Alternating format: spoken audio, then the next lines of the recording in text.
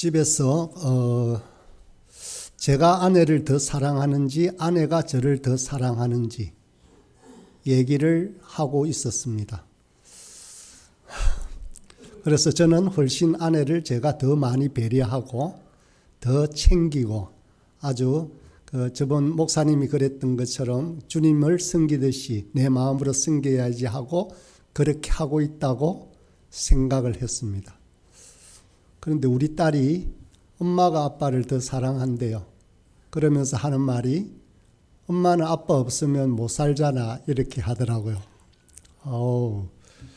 아주 큰 칭찬을 들은 거잖아요. 그걸 생각하면서 나중에 우리 딸이 분명히 저한테도 아빠는 예수님 없으면 못 살잖아 하는 소리를 들어야지 하는 목표가 생겼습니다. 이거를 우리 나눔 때 3나눔으로 나누려고 했었거든요. 잠시 나누었습니다. 그리고 오늘 말씀 보도록 하겠습니다. 우리가 너무나 사랑하고 너무나 좋아하는 예수님의 성품 안에는 하나님의 모든 성품이 다 담겨 있습니다. 그래서 우리 골로새서 앞절에 보면 하나님의 신성이 그의 안에 다 있다라고 했습니다. 그래서 우리가 예수님을 믿으면 이 예수님의 그 신성과 충만함이 우리에게도 전달된다는 것입니다. 모든 것이 예수님 안에 다 있는 것인데 예수님 안에 얻는 우리의 이 충만은 무엇인가 하는 것이 오늘 본문 13절부터 나옵니다. 범죄와 육체의 무할례로 죽었던 너희를 하나님이 그와 함께 살리시고 우리의 모든 죄를 사하시고 하나님이 그와 함께 예수님과 함께 우리를 모두 살리신다라고 했습니다. 우리는 예수님 안에서 생명을 얻었습니다. 사망에서 죽어버린 자였지만 새로운 새 생명을 얻은 자가 저와 여러분입니다. 범죄와 육체의 무할례로 죽었던 너희라고 하는데 에베소서에 보면 허물과 죄로 죽었던 너희라고 합니다. 우리의 허물은 죽을 수밖에 없는 것이고 우리의 삶에는 온전한 이러한 허물로만 가득 차 있고요. 또 거기 보면 우리의 죄로 말미암아 죽었다라고 합니다. 모든 사람이 죄를 범하였으며 하나님의 영광에 이르는 사람은 한 사람도 없다라고 했습니다. 아무리 성인이라도 하나님의 영광에 이를 수 있는 죄 없는 사람은 한 사람도 없다라는 것입니다. 그래서 우리가 호흡하고 손발을 움직이지만 성경적인 관점에서 보면 모든 사람이 죽은 사람입니다. 흙에서 뿌리가 뽑힌 나무는 아직 살아가고 있는 듯 보이지만 실제로는 모두가 죽어 있는 것입니다. 그렇게 사람들도 뿌리가 뽑힌 나무처럼 생명의 근원이신 하나님으로부터 다 단절되어 있는 것입니다. 그래서 하나님과 관계없이 사는 모든 인생은 죽었다라고 성경은 표현하고 있는 것입니다. 살아있는 듯 하지만 뿌리 뽑힌 나무는 결코 그 자양분을 땅으로부터 받아 올릴 수가 없습니다. 그런데 우리가 이 생명을 얻을 수 있는 방법이 유일하게 있습니다. 그것은 바로 예수님을 통해서 있습니다. 예수님을 통해서 얻는 이 생명을 우리는 영생이라고 합니다. 성경에서도 그렇게 표현을 하고 있습니다. 사람들은 많이 노력합니다. 이런 모양 저런 모양으로 철학으로 윤리로 지식으로 학문으로 그렇게 도달해 보려고 하고 이 죄에서 벗어나 보려고 합니다. 그러나 예수님 외에는 이 생명을 얻는 방법은 결코 없습니다. 다른 것으로서는 절대로 구원을 얻을 수 없다라고 성경에서는 말합니다. 오직 유일한 길이 우리 예수님이다라고 말씀하십니다. 예수님 안에서 참 생명을 얻고 세월이 흐를수록 점점 그 사람의 삶은 복되고 아름다워지게 되어 있는 것입니다. 그래서 이 진리를 오늘 본문 11절과 13절에서는 이렇게 표현합니다. 11절입니다. 그 안에서 너희가 손으로 하지 아니한 할례를 받았으니 곧 육의 몸을 벗는 것이요 그리스도의 할례니라.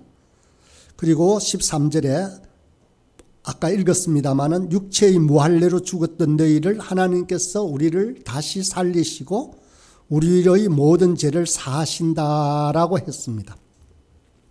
우리가 예수님을 믿으면 마음의 할례를 받는다는 것입니다. 그렇게 상징적으로 11절과 13절에서 말씀하고 있습니다.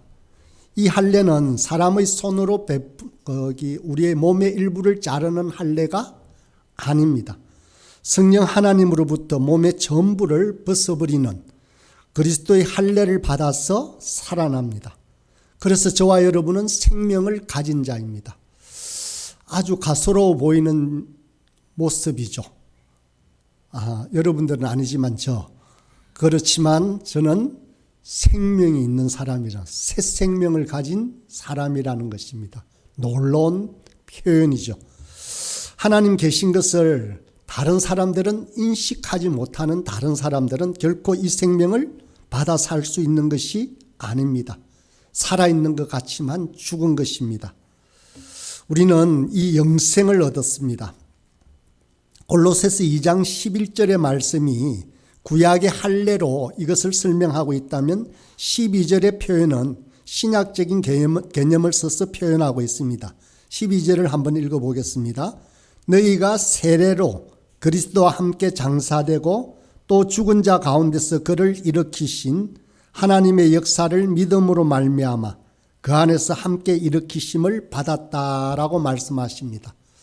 사실 세례는 우리가 장로교에서는 상징적으로 이렇게 성수를 이렇게 붙여서 죽었던 몸이 다시 그 물로 인하여 새롭게 거듭났다라고 표현을 하는데 침례교에서는 실질적으로 물에 담그지 않습니까?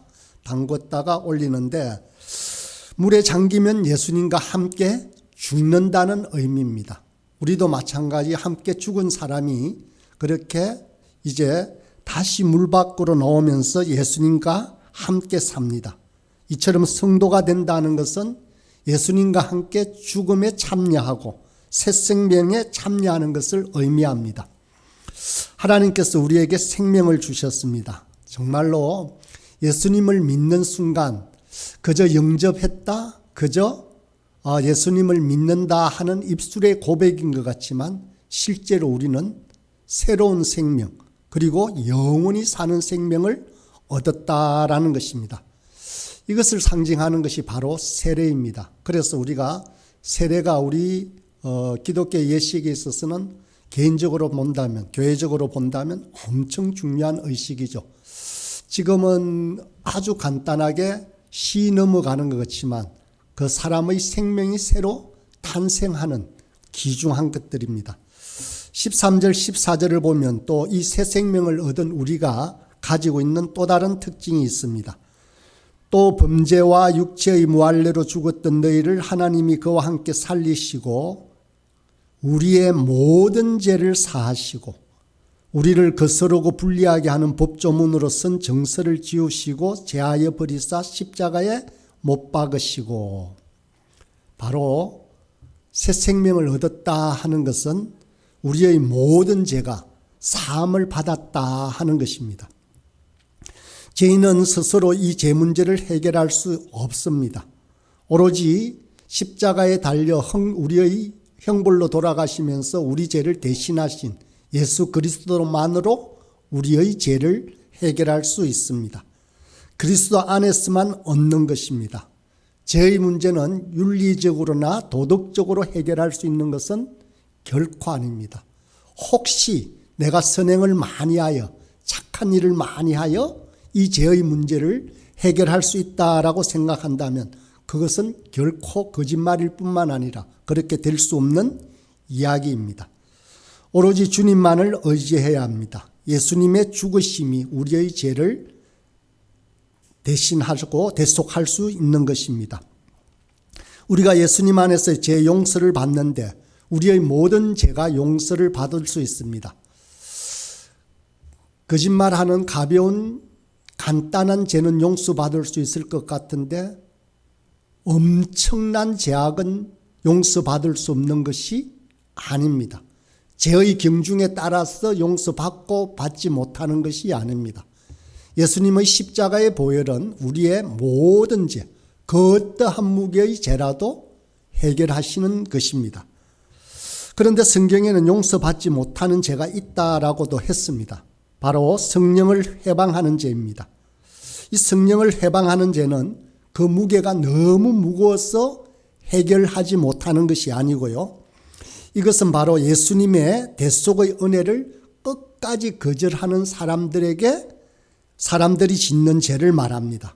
한마디로 말해서 이 죄는 바로 예수님을 믿지 않는 죄입니다. 예수님을 믿지 않는다라고 하면 결코 용서받을 수 없는 것입니다. 우리의 모든 죄가 용서받는 길은 오직 예수님 밖에 없습니다. 그래서 아까 14절에 우리를 거스르고 불리하게 하는 법조문으로 선 정서를 지우시고 모두 제하여 버리시고 십자가에 못 박아 버렸다라고 합니다. 우리의 죄악은 사실은 가만히 따지고 보면 우리 죄를 기록한 정서가 있다라고 하십시다. 여러분들 지은 죄의 목록들을 전부 다 나열해서 손으로 적기는 너무 많죠. 손으로 적으려면 밤새도록 적어도 안 되니까 아마 AI로 돌려서 가득 차 있는 죄가 있다라고 합시다. 그렇지만 그 모든 죄를 기록한 정서를 예수님의 보혈로 싹 말끔하게 지웠다라고 오늘 본문이 말씀하고 있는 것입니다. 그 죄를 이 법조문이 폐하여졌기 때문에 누구도 우리의 죄를 정죄 아래로 데려갈 수는 없습니다. 그렇다면 우리는 마음대로 죄를 지으면서 살아가도 되겠습니까? 결코 그렇지는 않습니다. 우리는 죄를 향하여 지어졌을 뿐만 아니라 죄를 향하여서 죽고 하나님과 의를 향하여 되살아난 사람들입니다. 그래서 새 생명을 가진 성도는 죄 용서가 확실하다라고 해서 밥 먹듯이 죄를 지을 수는 없습니다. 혹 죄를 지었을 때는 우리는 속히 우리 죄를 자복해야 합니다. 죄를 품고 있어서는 우리는 정말로 뼈가 마르듯이 뼈가 새하듯이 말라갈 수밖에 없는 사람이 됩니다. 그러나 우리가 죄를 시인하고 자백하면 우리의 공로 때문이 아니라 예수 그리스도의 보혈의 은혜 때문에 우리의 만 가지 죄가 해결이 되어지고 용서가 되어집니다. 예수님의 완전한 공로 때문에 죄를 자백하고 통회하는 모든 사람에게 죄 용서가 약속되어 있습니다. 주님을 믿는 모든 진실한 성도들에게는 아무도 정죄하지 않습니다. 그래서 믿는 자들은 그리스도 안에서 죄 용서의 확신을 누리며 살아갈 수 있어야 합니다. 하나님께서는 우리가 새 생명의 부유함을 누리도록 복을 주십니다. 하나님은 선하십니다. 그래서 그리스도 안에 있는 모든 충만함을 우리도 누리게 하십니다. 그렇다면 그 충만은 어떤 충만이겠습니까? 마지막 절 15절에 보면 통치자들과 권세들을 무력화하여 드러내어 구경거리로 삼으시고 십자가로 그들을 이기셨느니라. 여기서 보니 무력화하여 드러내어 구경거리로 삼으시고 어떤 의미인지 그림이 잘 그려지지 않지 않습니까? 이것은 어떤 뜻인가 하면 세 번역으로 제가 다시 한번 읽어보겠습니다. 모든 통치자들과 권력자들의 무장을 해제시키시고 그들을 그리스도의 개선 행진의 포로로 내세우셔서 무사람의 구경거리로 삼으셨습니다. 이렇게 하는데 전쟁이 잦던 당시에는 전쟁에서 이기고 돌아오는 개선 장군과 병사들이 개선식을 거행을 했습니다. 그렇다면 개선 장군과 이 병사들이 오면서 그 뒤에 포로들을 끌고 뒤따라오는 것이 개선 행렬이었습니다. 그래서 포로들은 모든 무기와 갑옷이 다 벗겨진 채 무력하게 끌려옵니다. 이때 포로들은 공개적으로 수많은 시민들의 구경거리로 삼게 된다라는 것입니다. 그것이 바로 여기 그들이 무력화되어 드러내어 구경거리로 삼는다. 우리에게 있는 법조문과 그리고 우리에게 있는 정서나 제약들이 예수 그리스도 앞에서는 그렇게 된다라는 말입니다. 우리는 그리스도 안에서 승리합니다. 그리스도 안에서 충만함을 누리는 모든 성도들에게는 이 그리스도의 승리에 참여할 수 있다라고 하는 분명한 약속을 우리에게 주십니다. 누구를 이긴다라고 했습니까? 거기에 첫 9절에 보면 15절 처음에 보면 통치자와 근세자와 힘 있는 자들을 이긴다라고 합니다. 성도들은 마귀와 공중의 권세 잡은 자와 같은 무리들을 이기고 승리한다라는 것입니다. 우리 예수님께서 이 세상에 오셔서 십자가에서 악한 자들을 다 괴멸해 버렸습니다. 주님께서 악한 자들을 전부 무력화시켜서 포로로 끌고 가는 개선 장군처럼 우리 앞을 지나가고 계신다라고 생각해 보십시오. 포로들의 모습에서 보면 아주 험악하고 덩치 큰 사람들이 보입니다. 그러면 우리가 그들을 두려워할까요? 결코 두려워하지 않습니다. 그들은 벌거벗어진 쇠사슬에 묶여있는 포로일 뿐입니다. 그래서 주님은 자주자주 우리에게 말씀하십니다. 두려워하지 말라라고요. 그러니까 그 어떤 것도 예수님의 보혈 앞에서는 포로로 끌려가는 존재가 될 수밖에 없는 것입니다. 우리가 이 땅에서 신실하고 충성스럽게 싸울 때는 반드시 이 승리를 맛볼 수 있게 해주신다라고 합니다. 말씀대로 살면 반드시 이깁니다. 우리는 자주자주 넘어지고 쓰러지고 헤매이기도 합니다. 그러나 우리의 결국은 그리스도께서 우리에게 보여주신 그 승리를 맛볼 수 있는 자가 저와 여러분이 된다라는 것입니다. 야고보서 4장 7절에 이렇게 말합니다. 그런즉 너희는 하나님께 복종할지어다. 마귀를 대적하라. 그리하면 너희를 피하리라 라고 했습니다.